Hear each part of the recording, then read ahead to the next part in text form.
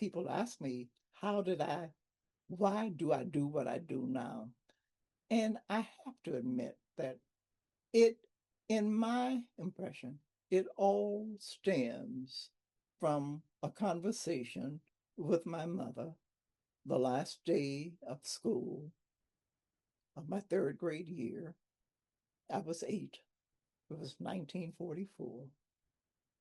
The evening before, two of my sisters, Jackie and Elfrida, thought they were trying to plan a way to go to the zoo.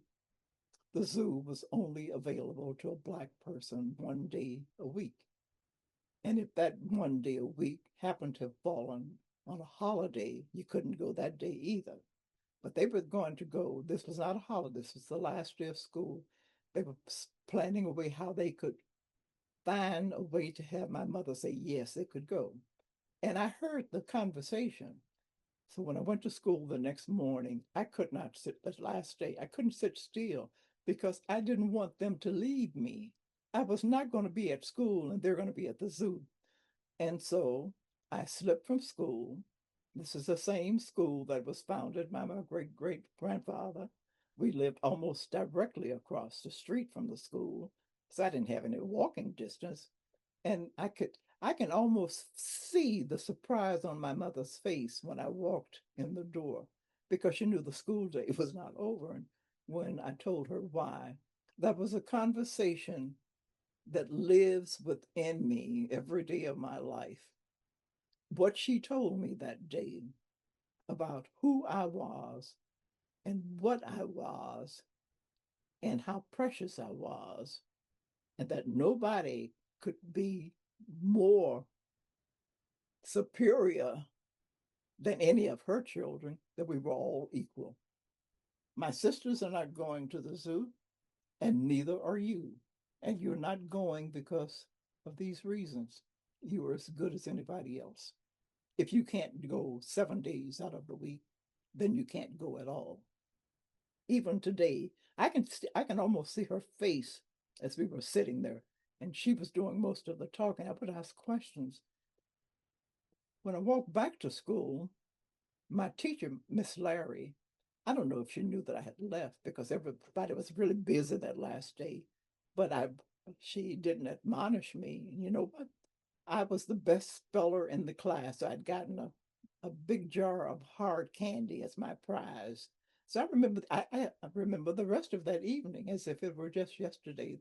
Kids in the neighborhood playing, I could call their names, and we were catching lightning bugs and putting them in Coca-Cola bottles and just running around that last day, May of 1944.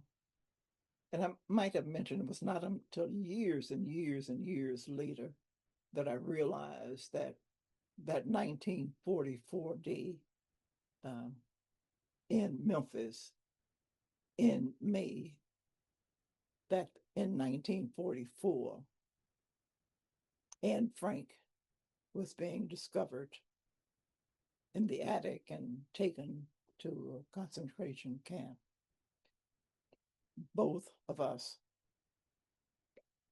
part of the violence against people, Jim Crow laws in the United States, Nuremberg laws in Germany. They have foundations based on what the United States had done with their Jim Crow laws. And in the end, it circles around. There is no one thing.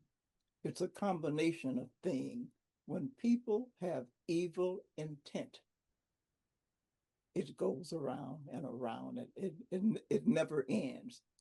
There is a beginning, but there is never an end. And so I've never been to the Memphis Zoo. Even after it was integrated, I was no longer living there, but I would visit often. But there was something about that lesson that I have never set foot in the Memphis Zoo.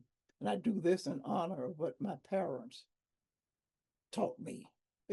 I know that it might sound folly, that I'm doing this, but it's a principle for me.